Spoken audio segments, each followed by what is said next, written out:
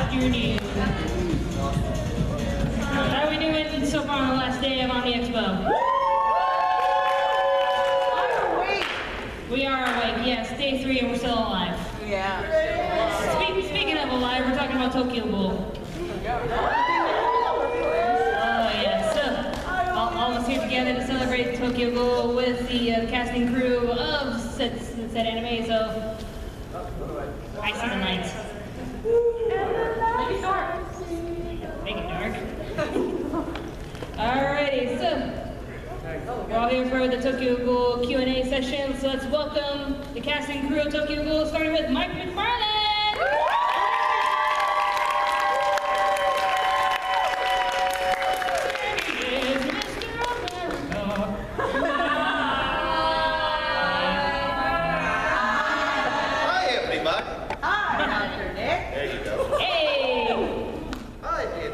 And next up, please welcome Josh Greeley.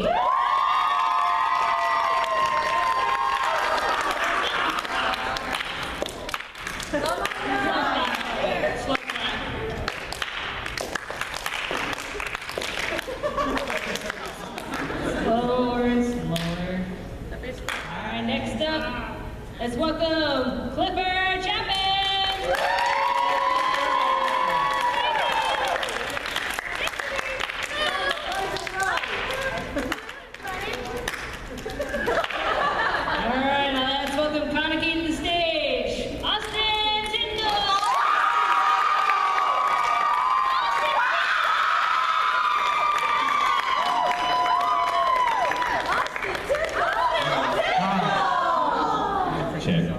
You can't answer a lot of questions without them. Okay, so I was just like, oh really? My shoe gets a little zipper that Ghoul type design. I just unzipped it, but it's not very... It's a coin purse. Alright, so Megan had a very special question for you guys. As a director, writer, actors, what is it like to start off with a show for the second season? Like you start off on the second season of the show. For me, it was a bit of a challenge. I had to marathon watch season 1 so I would know why everyone is doing what they're doing in season 2 and who they are and what they've been through so far. And when I was casting, I had to keep that in mind. When I, cast Austin as Kaneki, I let him know first, talking like, we're starting in the middle. And you don't have a lot to say right now because Kaneki has been through a catharsis. And it affects his delivery, it affects his state of being, it affects his mind, it affects everything. So we're going to start with that, but we're also going to flip-flop back and forth and try to continue recording season 1 as we go along. So every time we do that, I'm going to be on you for where your voice sits and what your attitude is like, because you're not the same in season 2. And it was the same for a lot of these guys. I kind of had to bring them up to speed as briefly as I could while still keeping the production going, but try to make it not sound like we had just started. I wanted everyone to sound like they had been through everything that they had been through, so I tried to give them as much information as possible. With Naki, it was really easy because he doesn't even come in until the second season, and there's not really, he doesn't really have much backstory. Like I know that there's some backstory for him in the canon of the show, but there's none in the first season. But it was cool because I already knew it because I was one of the UDR writers for the show, and so we had written the first season along with writing season 2, so we kind of had the entire story right in there in front of us, and we were the lucky ones out of everybody working on the show, I think, just because we got to go with everything in order. Yeah, it was difficult. I basically had to look at it as like 2 different shows. And we do work on a lot of different shows kind of at the same time, so in my brain it was easier to think of it that way. And having been exposed more to season 2 versus season 1 was kind of like a flashback origin story, and I got to meet this character in the middle of that transformation. So in some ways that was almost enlightening to be able to be introduced to that part and to like slowly bring the pieces back to what caused that and built up to that. But for the most part, I show up, I try to be prepared and relaxed and aware, and then I just kind of do what I'm told. So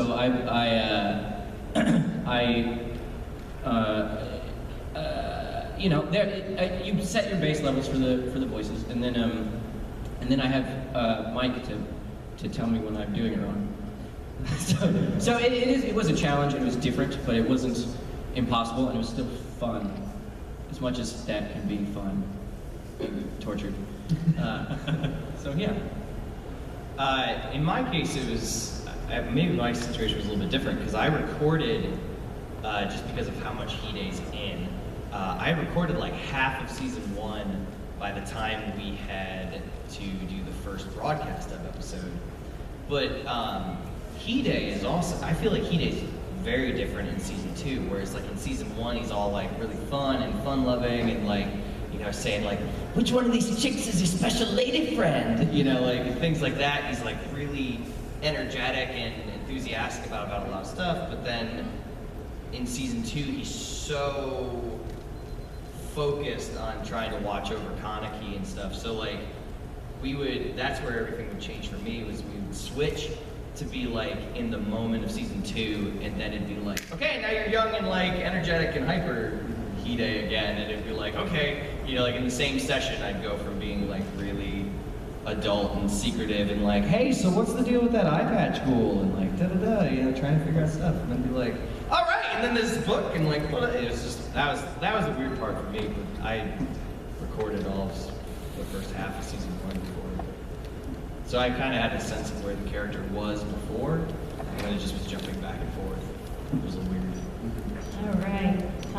If you have a question for the cast up here, just raise your hand and Megan will get to you guys. Just keep your arms raised, and Megan, anybody have a question? You have a question? Abby! I got a whole thing, so. Hi guys. Hi. My question for you is, what has been like the most difficult part of recording, like for your character? Like, is there like a specific aspect of your character that you found difficult? I did mention, along with being the director, I'm the voice of Kotaro Amon. For Amon, the difficult thing was they had several flashbacks to him in various stages of being younger, all the way to him being, you know, probably like 13-ish years old. If it was, the age is varying in that it didn't say in the script, he is exactly this age, so I'm just trying to base it off of what it looks like on the screen. And it wasn't so young that I felt like I should have, you know, the typical girl come in and do the boy voice. So I tried to cover all the aspects of the ages of Amon on the screen. So keeping up with those, and in much in the same way that we have the season 1, season 2 stuff going on, I'm trying to deal with a lifetime's worth of differences of what he has and hasn't gone through, and keep up with that. And then some of the fighting stuff, just to keep it in the mid-lower range of where I tried to put Amon, where he wouldn't sound, you know, not too young, not too old. When people start screaming, their voice goes crazy high for the most part. So that is a natural occurrence with not just character work, but with humans being humans. But in order for it to stay within character, you can only let it go so high, and it just starts to sound like they either all sound like the same screamy person, or it sounds too young or too high.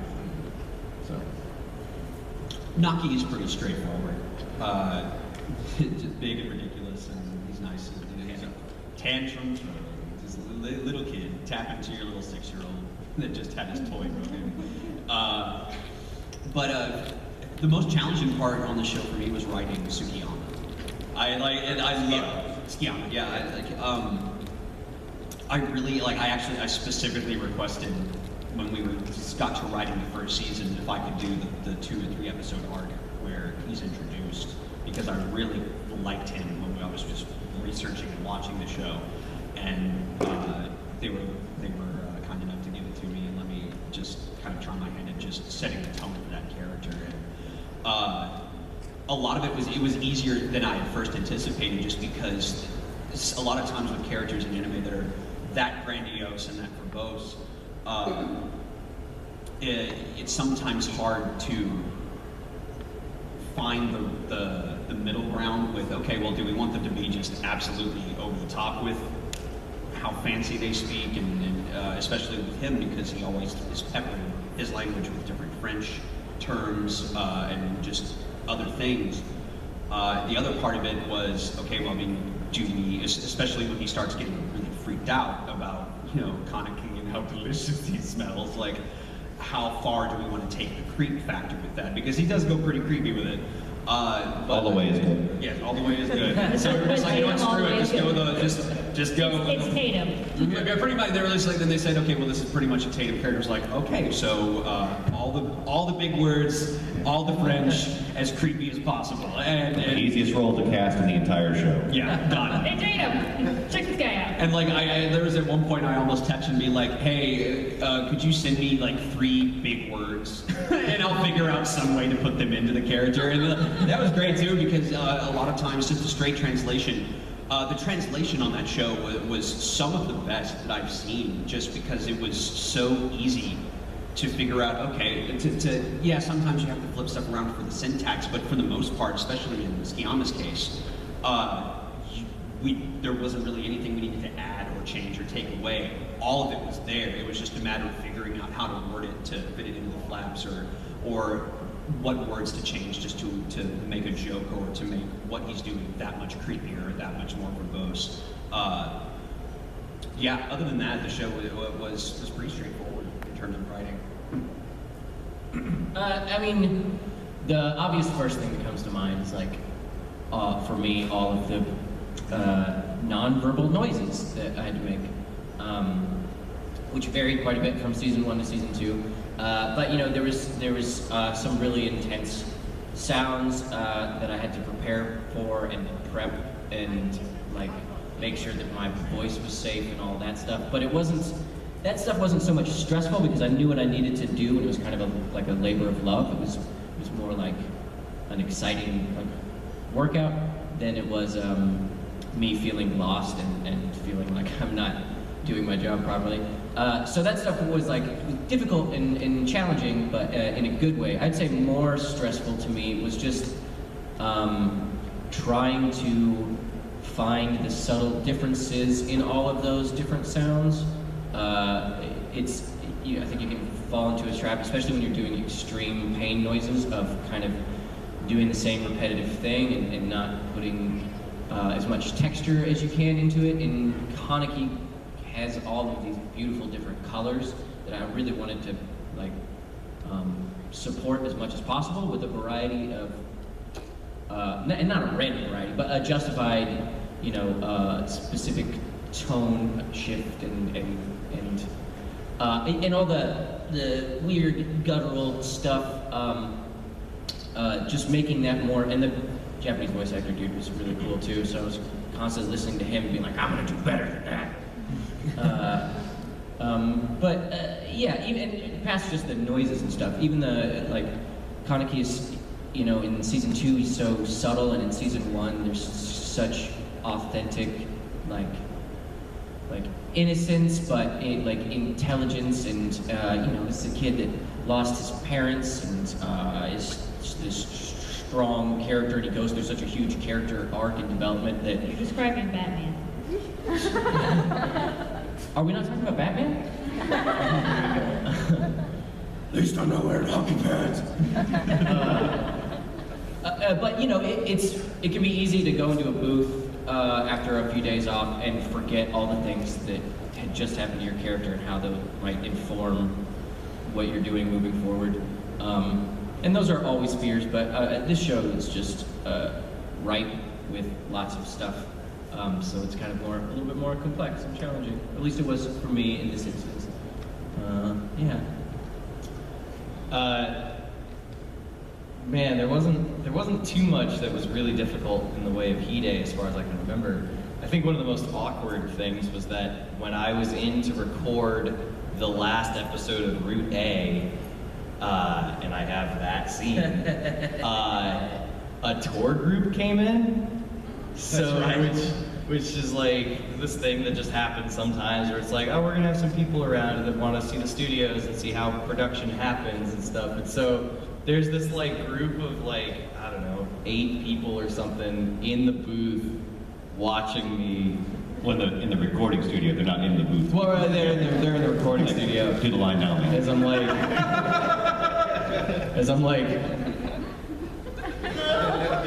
the eye patch. You know? So like, just that was kind of weird. Where I'm like, this is a really emotionally charged scene, and we have to keep stopping to answer their questions and stuff. And I'm like, can I just get through this for like a minute, please? Like, this is important. But so that was probably the weirdest thing. It wasn't, you know, difficult. I mean, and frequently in instances of something like that, like, okay, let's do these 3 or 4 cues for these people who are very curious, and then when they leave, I'm going to scrap all of these and we're just going to start over where we can concentrate. Yeah. So I have a question for Austin and Cliff. Okay. Regarding what happened Yes, Friday. What? Really? What? Really? I'm not referring to you, Megan. They're referring to what happened Friday when somebody comes up to you and asks you about the ending of the show. Do you two just snap into the moment and just reenact it just to make people cry? That's pretty much what you did to Megan. Let's go home. I'm done. No, I'm not. Let me touch it, I'll make it better. The wound! I'm talking about the wound! It's bleeding! Turned into Hanji for a second. Science! Alright, do we have a question in the audience? Right over there, Megan. Thank you.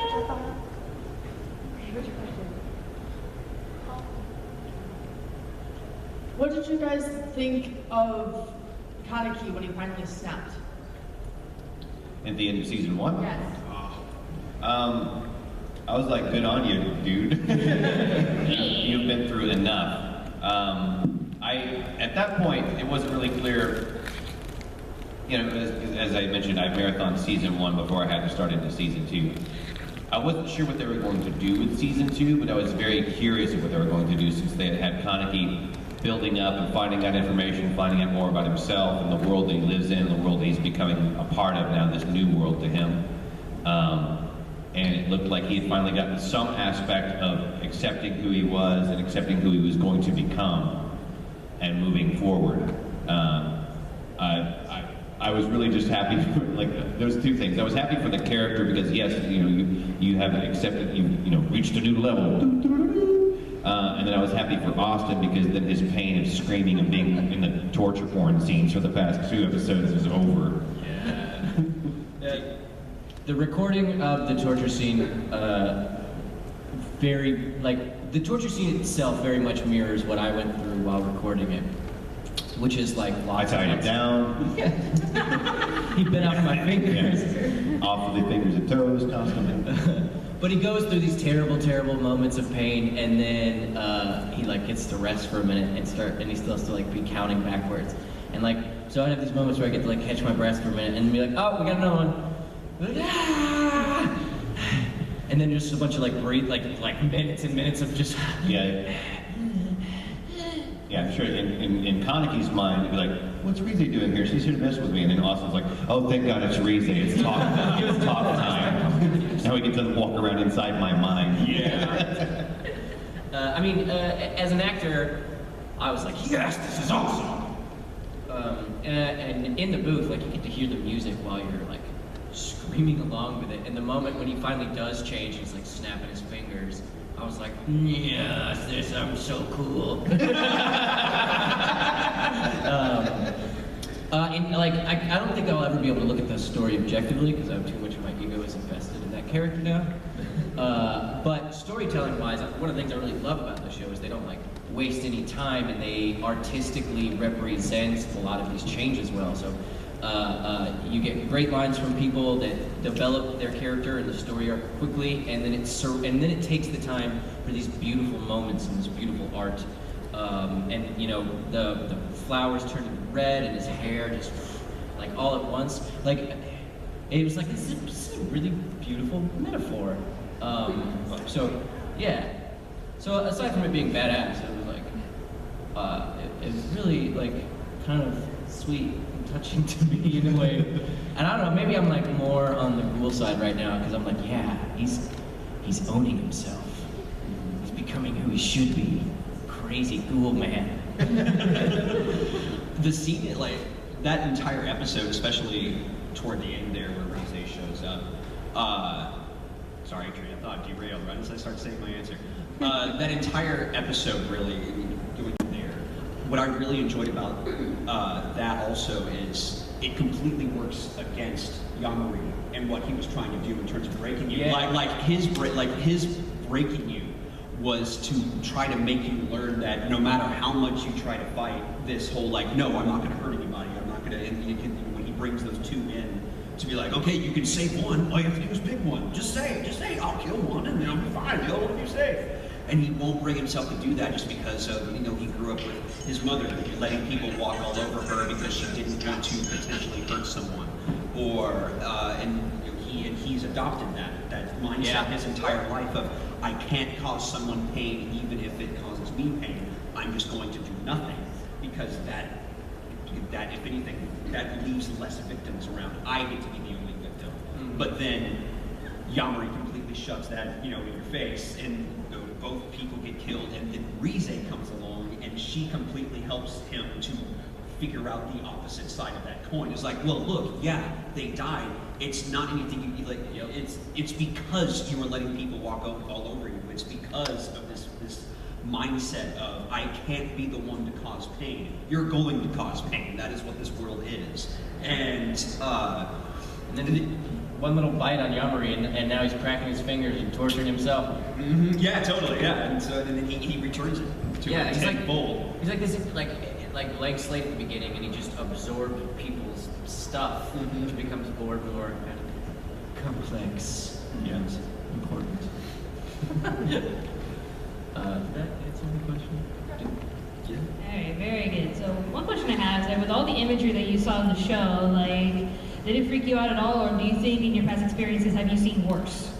Oh, I grew up seeing some crazy anime. My dad would print. It's like, I'm talking like vague stuff from the 80s that like I shouldn't have been watching as a 6-year-old. So I've seen some, not, you know, more in the like graphically gory demonic realm, like not Akira, but like all the like really like cheaper stuff that wasn't as popular but was maybe more like, twisted. But you know, we went to Blockbuster and went to the weird anime section. You can find some weird stuff in the early 90s. Yeah, you could. Holy crap. No, it wasn't something that totally shocked me. I was way more compelled by the story in general and what Kaneki was going through, because that's where my brain was. I may have not seen, I don't recall if I've seen as much in anime. I mean, obviously we've worked on a lot of gory stuff here and there, but I watch a lot of horror.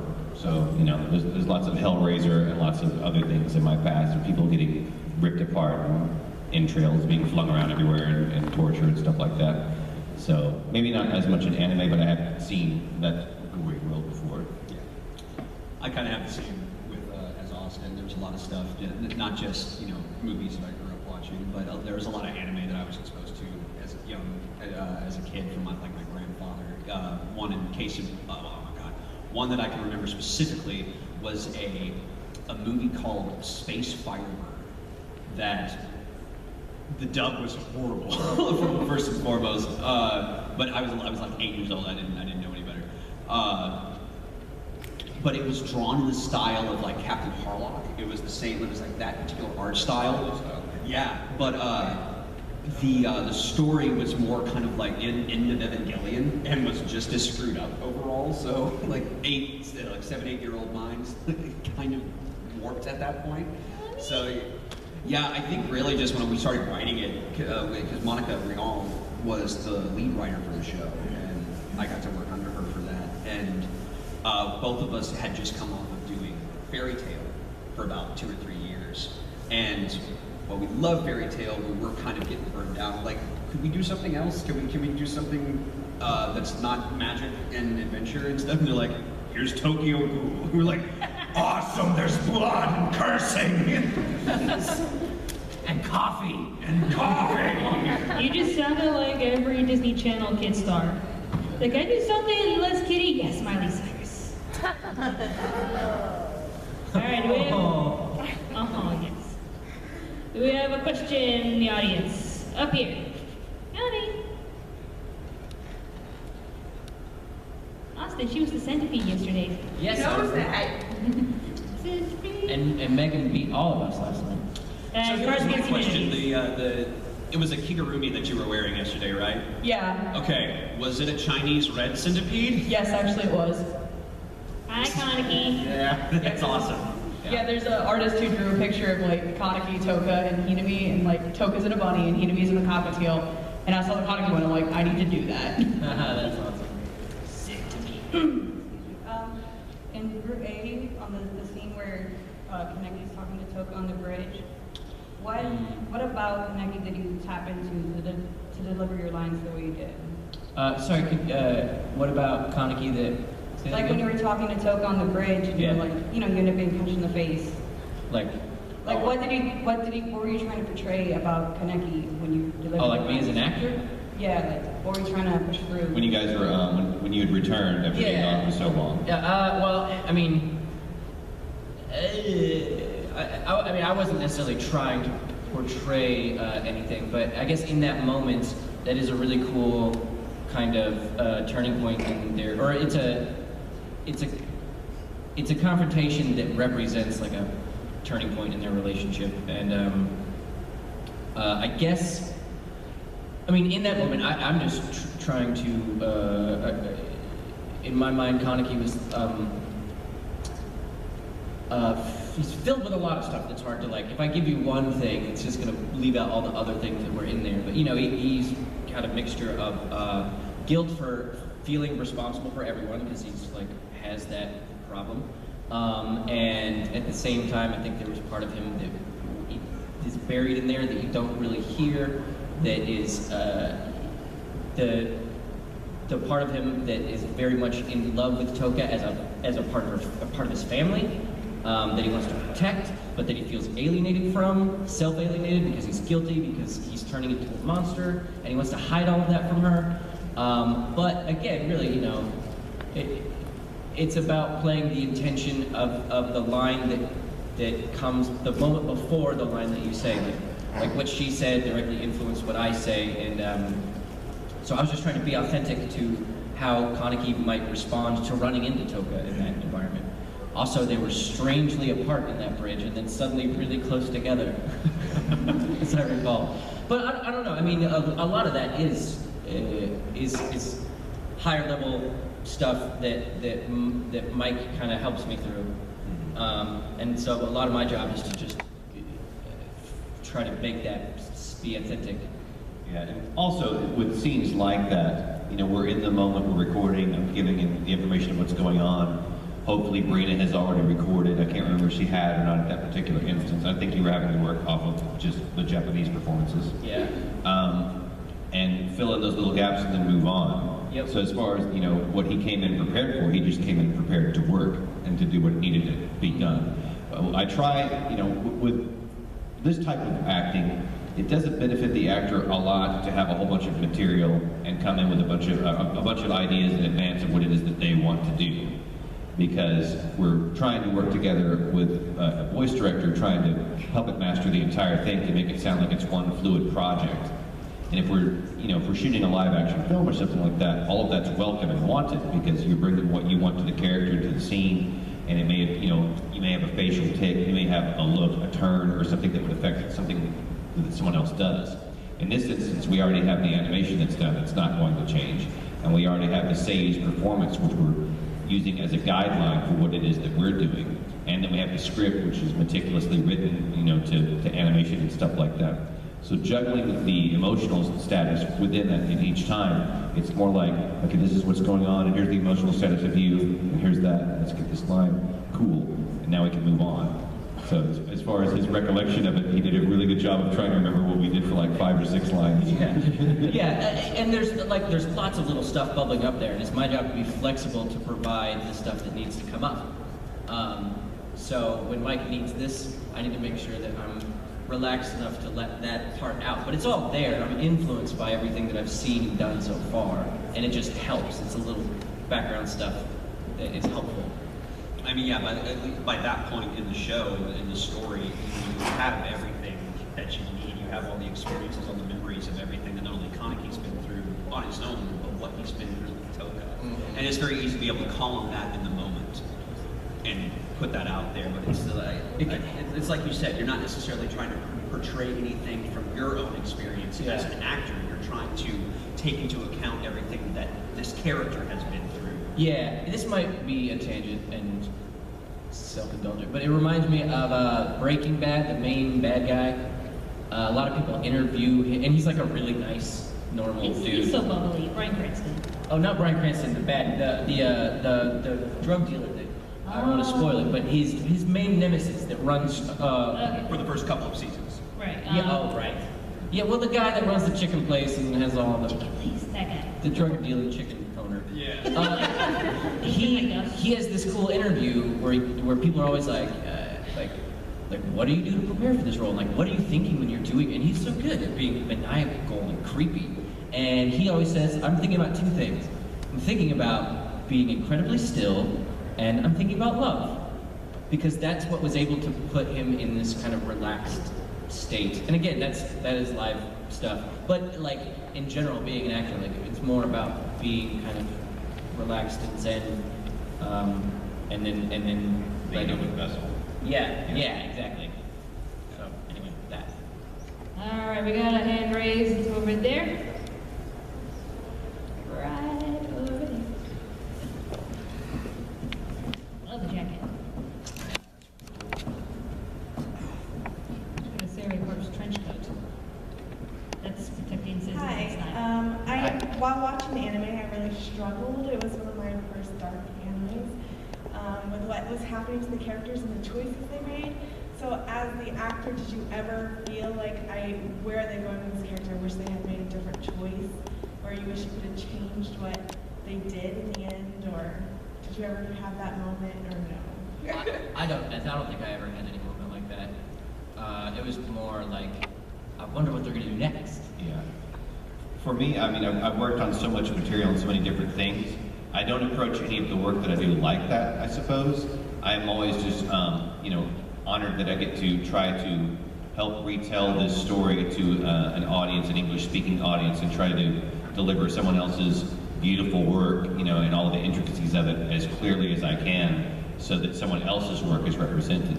So even if I look at something, I don't know, I guess it's just for anime that just doesn't ever happen. They're like, oh man, I wish they would have blah, blah, blah, blah, blah, blah, blah. I'm always like, oh wow, that was an interesting turn, or that was a brave choice, or that was neat, that wasn't what was expected. And I always just respect the writing choices more than what I wish the characters had done. Yeah.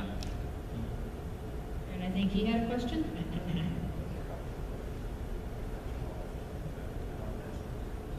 And I think it can be a sign of good writing when, as an audience member, you're going, oh, why aren't you doing this? Because you're so invested in the character that you're looking at it as an entity that has choices outside of a plot that's been, Yeah, you've been sucked in. Haha, you care.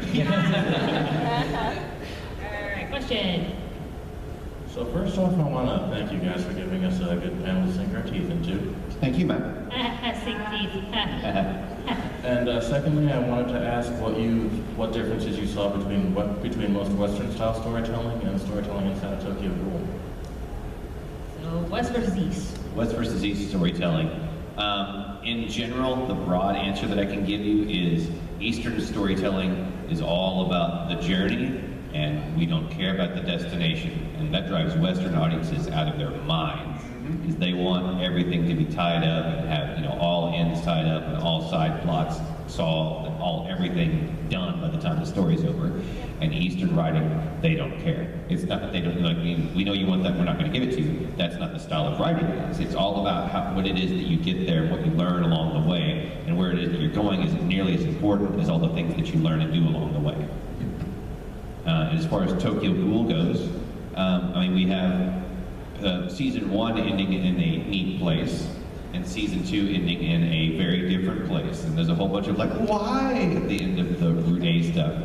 But, who's to say where it's going to go from there? I think a lot of that just also, I wouldn't be able to add anything. I wouldn't be able to add to anything other than exactly what he just said. But in terms of Tokyo Ghoul, to me, that ending also is you're supposed to be looking forward to the idea of, oh, okay, well, where might they go next? And it kind of gives you, as a fan, the opportunity to imagine where these characters might go after that journey had ended, as opposed to just having everything be done, over with, and now, okay, well, I invested my time in that, now it's over, try to find something else. This at least gives you some way, and also to be able to hold on to that and be able to think about, oh, what might happen next. What they said. Yeah. I was wondering, like, whenever you're outside of the recording studio, do you ever catch yourself acting like your character on accident? And you're like, oh wait, what am I doing? I see Josh throw tantrums like that all the time. And I frequently see Austin fighting like, I can't eat people, I know I shouldn't do it, but they're so delicious. At the vending machine. Why are there no brains here? Flipper constantly checking out the ladies. I mean, again, because like a lot of this is moments to moments, and like I'll have a really, really therapeutic, intense session of Tokyo Ghoul, and then I'll go run over to a different booth and like play Joseph. So they don't like necessarily permanently affect my personality in any way, but I can tell you for sure that since I've become a voice actor, that I've caught myself doing things that I learned to do in the booth in real life that are not really normal, like. And it happened to me on stage one time too. Like someone somebody made an entrance on stage. It was like.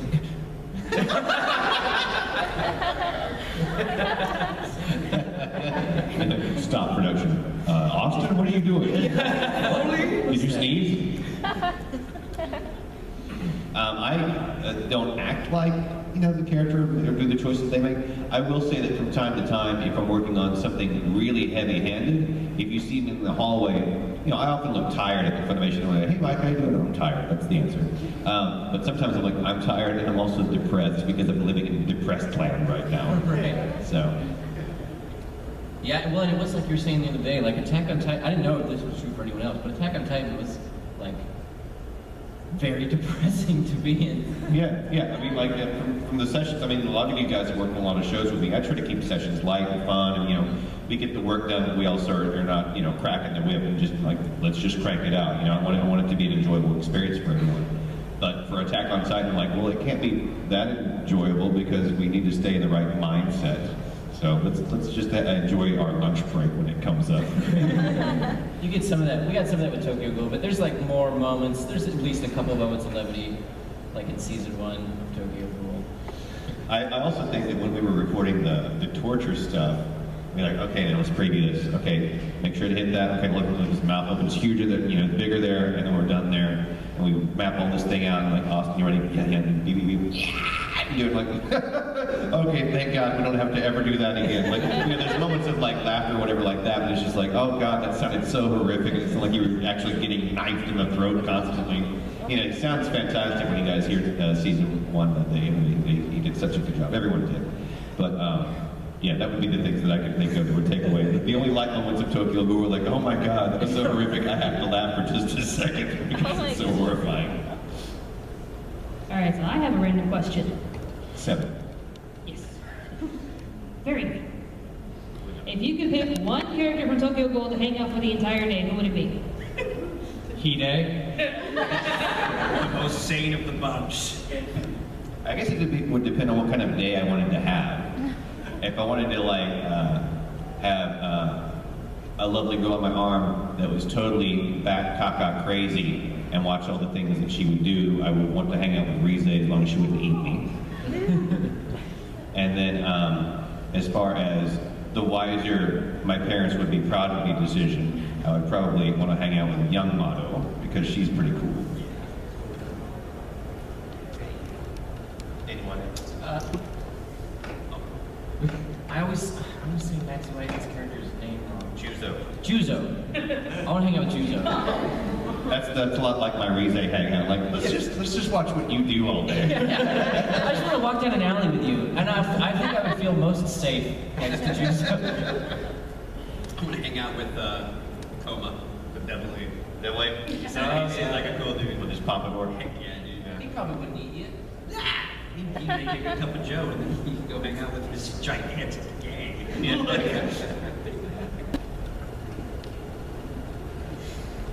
So while you're in your boots and you're doing those indiscreet grunting and screaming noises, do you ever just end up bursting out in laughter and just laughing at yourself?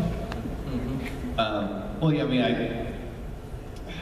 I don't do it so much during the take because I want to make sure that we can get to the end of it and keep it. And then like, like, okay, we got to get that again because you ruined it. Yeah. But I don't know, like I would laugh at, you know, it's not like, haha, you're going through pain. I would laugh at Austin doing all the torture stuff just because I'm like, oh my God, that sounds horrific. You know, great job, and I'm sorry. You know, like I would just laugh at the absurdity of what we were having to do. But I don't know. Frequently, I don't laugh like if we're doing a big attack kill or something like that, because usually it hurts and like, oh, pain, haha. I usually only laugh when I know I've done something that I screwed up. And even if you do feel the urge to laugh at yourself, like I tend to do this. I'll be in the middle of a scream or something. I was like, oh, that was definitely wrong, but I'll still get through it. And then I'll slam my mouth over my hand like this to try to prevent any noise coming out of it, because I don't want to ruin the take, even though I think in my head that it sucks. Because half of the time you think it sucks, it ends up not sucking. Yeah.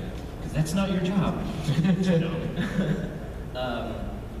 But yeah, I do a lot of weird physical things when I'm trying to squeeze the noises out. I have this weird tendency when like I'm getting to the end of the scream and I feel like I'm gonna run out of breath before I'm done. Like I'll grab my butt cheeks and squeeze them. And it's like I'm squeezing the last of the air out of me. What? A little bit of air gets stored up in your butt. So you're using like Don't come up the back. you're using like future fart power to finish a line. Sorry guys, I know you thought you were gonna go out that way. We're gonna go out the front. For those of you in voice acting 101, write that down. I haven't noticed you doing that. Oh, good. You know, my view of the actors usually is like, you know, like mid-chest, and I can't see anything else they're doing, so they could be dancing or whatever in there, and I wouldn't know as long as they stayed still. That makes me feel loved. Yeah. But now I'm going to watch. Now this whole room of people knows. Austin's a butt grabber. Thank you, butts. All right, we're down to the last 10 minutes. Do we have any more questions? Megan, do you have a question? Yeah, I have a question. As a show, I know Austin talked about the symbolism stuff. How is it watching a show where there's little intricate moments that explain so much about things? For example, Kaneki teaching Naki how to write Yamori's name. Things like that give such an insight into the status things of the ghouls and the humans in the show. I think it's a huge successful move when the writers and animators can do that. You know, I know that the voice actors may not necessarily like it, but I like it when we can go through like several minutes and the storytelling is just done through the music and through the actions of the characters on the screen and what it is that you see. Like, if it's that well that anyone in any language at any time, as long as they can see and hear what's going on, can get the gist of the story, I think they're doing a very successful job. I think it's also, like, to tie it into other stuff that's out right now, I think it's another reason that so many people love the new Mad Max movie. Because you could really have no one talk the entire time and just have the music and sound effects and stuff like that, and you could totally follow what's going on, and it's totally an enjoyable experience. You don't have to keep up with a whole bunch of stuff. You know, Tokyo Ghoul does a bunch of symbolism and things like that, and I think that's part of it, what makes it cool. But anytime that the movements of characters or what's on screen or what the director decides to put on, you know, on screen at any given moment, if that can move it forward without having to explain everything verbally, I think that that's a huge plus. Yeah. I don't have as much experience on this side of analyzing all of these things, but there was a lot about this show that I really enjoyed, because a lot of times, even with like some more serious shows of, you know, young 16, 17-year-old dude gets a new strange thing that changes his life, and then he grows into various forms of good and evil and humanity. That's 2/3 of anime. Yeah. But what I loved about this one is you didn't have a beach episode, or they didn't go out to the fish market. No fillers. And so, like, instead of using all that time that could have been used going to the fish market, instead we got to spend all these really beautiful moments between people that was visually stunning and did represent things and furthered character growth and plot development. Yeah, there was no Ghoul day at the hot springs. Kaneki yeah, pulls Toka's bikini off with his Kagane. Yeah, and there was no Hide, Kaneki, and Toka gym class day where everyone gets measured. Too bad. Alright, so we have like 2 arms raised. What's going to be the last 2 questions? So, her first. What's her question? Yes. How do you feel about Suzuya's background story? How do you feel about Suzuya's background story? I think along with Kaneki, that might be one of the most tortured characters in the entire show. I felt bad for Juzo, but I get the opinion that Juzo doesn't feel bad for Juzo. I think Juzo's like, well, this is life, and that's what happened to me. Moving on, because Juzo is kind of awesome and crazy as hell. But yeah, as far as watching that happen, it's like, oh, you poor child. Serious. And I think what you're talking about is really is driven home with Juzo of when during the flashback scene of the 2 twins. After their friend has died and they're at the funeral and they see Juzo and he's just there killing ants over and over and over and over again. It's like, I got stuff to do. Quit talking to me about dead people. That's what people do. People die. Why are you making a big deal out of it? That's Juzo. Yep. Alright, our final question. Hello, I'm wondering if you could choose any type of mutated ghoul weapon for yourself to have, not you as a character, just you as a person. What would you choose? So like their Kagune, is that what you mean? Their power? I don't know, the ones that were on screen, I thought the Rize Kaneki one was pretty sweet, like basically like the Dr. Octopus approach to moving around quickly. I mean, the first thing that popped in my mind, which is the easiest answer really, I should think of something more creative, but I want to be the one-eyed owl. How could you not? He's just like... Yeah. The owl was pretty sweet. Like, here's my Kagune, I'm going to change a lot. Yeah. Like whoever, like I can't remember his name, he's introduced in like the next to last episode of Route A, and he's the one that kind of makes the second owl run off. Or like the, Arima. Okay. Arima, yeah. Yeah, Arima, yeah. Like his dual wielding, where he's constantly going back and forth between this really awesome shield and then just having at you with this electrical attack or whatever it was. Like that looked amazing. Yeah, his Queen K was sweet. Oh, are we talking about Kaganes that we turn into a Queen K for ourselves? Yeah. Oh, that's mean. Don't do that to fools. I was just implementing mine as my own Kagune. Yeah, okay. Then I'll stick with mine. Yeah, it's pretty good. Hide's just like, nope, I'm out. Man, Hide doesn't see any of the stuff that you guys are talking about. Like, so I have no answers to any of these questions. I'm sorry. Like, I don't even know what a Kagune is. Hide wants the Kagune that makes girls like him. Right, yeah. Yeah, that one. Sure. I want a Kagune that just gives me coffee. Ew, make me coffee. Kagane. Alright, so I see Austin has the... Oh yeah, so I had an idea about this, which might be... You can take the mic with you. This might be dangerous. Brace yourselves. Dangerous. I know. But here's the deal. It's going to happen really quickly, so be prepared. This is what I want you to do. The first person that I see that stands up and screams a good Kagane... No, I'll give you a countdown. Rules first. You have to be the loudest and the awesomest at letting your Kagane out. Don't flail your arms and hurt someone near you. So it's a painful scream? So yeah, basically on the count of 3, I want you to stand up and give me a painful scream. 1, 2, 3.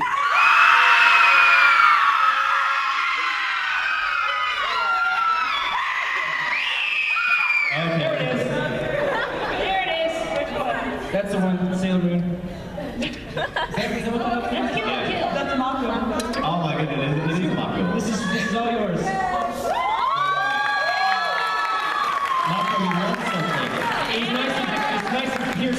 So thank you for that. Alright, thank you all so much. Now it's on to Q&A. You guys have anything to say to your Thank you for watching. If you've been able to watch on the subscriber form on Funimation so far, and look for the home release that you can buy without having that subscription soon.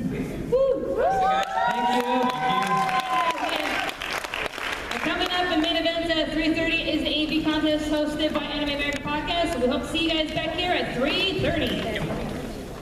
Hey, we got a website. You should check it out. Link is in the description box down below. We're also on Facebook, Twitter, and Tumblr, so follow us. Be sure to like, favorite, and subscribe to Anime America Podcast for more awesome reviews.